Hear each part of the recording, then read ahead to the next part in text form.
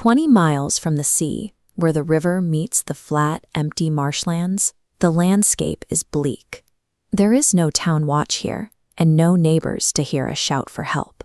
It is in this overgrown churchyard that we meet Philip Parrop, an undersized orphan who goes by the name Pip. Having never seen his parents, his entire concept of who they were is derived from the physical shapes of the letters carved into their gravestones. This quiet grief is suddenly shattered. A man in coarse gray clothes, soaked in freezing water and dragging a heavy iron shackle on his leg, springs up from among the graves and seizes Pip by the chin. Pip's complete physical and emotional isolation in this desolate landscape makes him the perfect helpless prey. There is nowhere to run and no one to run to. The man immediately turns Pip upside down, emptying his pockets to look for sustenance. All he finds is a single piece of bread, which he eats ravenously while tilting the terrified boy backward over a high tombstone. The convict issues a strict ultimatum. Pip must return to the marshes early the next morning with 2 items: a blacksmith's file to cut through his iron leg shackle, and what he calls whittles, a dialect word for food, so he can survive the freezing winter air. To guarantee the boy's compliance, the fugitive invents a psychological weapon. He claims he is traveling with a vicious young man who has a secret, unstoppable method of creeping into boys' bedrooms to tear out their hearts and livers. Released from the man's strong grip, Pip sprints blindly toward his village. He constantly glances over his shoulder, entirely convinced that the dark dikes and scattered cattle of the marshlands are actively watching his every move. By combining the lethal physical reality of the freezing swamps with the imagined horror of a liver-eating phantom, the fugitive successfully hijacks the child's mind. Pip is now locked into total silence.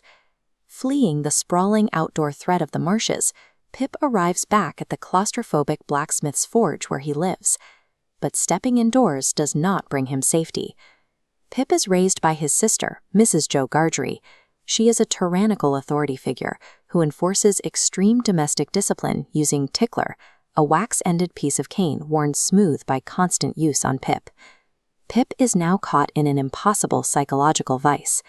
On one side, he faces his sister's brutal physical abuse if he is caught stealing from her heavily guarded kitchen. On the other side, he faces literal murder by the man on the marshes if he disobeys. The pressure mounts during Christmas Eve dinner. Terrified of both his sister's watchful eye and the starving convict's ultimatum, Pip secretly slips his slice of bread and butter down his trouser leg, desperate to keep something in reserve for the morning. For the young orphan, home offers absolutely no sanctuary. The domestic hearth is simply a different geography of fear, forcing Pip to calculate which of the 2 monsters he is more afraid of. That night, Pip's guilt and terror infect his surroundings. The wind howling off the river sounds exactly like the man with the iron leg calling out for food. And when Pip creeps downstairs at dawn, every single floorboard seems to shout, "Stop thief!" In the dim light of the pantry, he blindly grabs whatever he can reach without immediately raising suspicion. He secures a rind of cheese, half a jar of mincemeat, a bare meat bone, and finally, a beautiful, untouched pork pie. In his panicked rush, he also decamps some brandy from a stone bottle. To hide the missing liquid, he hastily tops the bottle back up with tar water, a foul-tasting, dark medicine made of pine tar and water that Mrs. Joe uses as a cure-all. Burdened with his stolen goods and the heavy blacksmith's file, Pip slips out the kitchen door. He runs back into the freezing, damp mist, heading straight for the old military battery on the edge of the river. Pip knows exactly the level of violence Mrs. Joe will inflict when she notices the missing pie.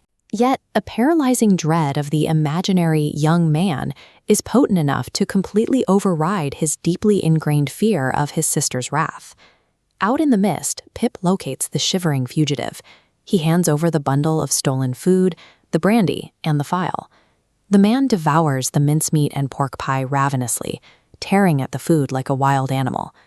Watching him struggle to bite the neck of the bottle through violent shivers, Pip sees a wretched, freezing human being, a stark contrast to the invincible monster he had pictured in his mind.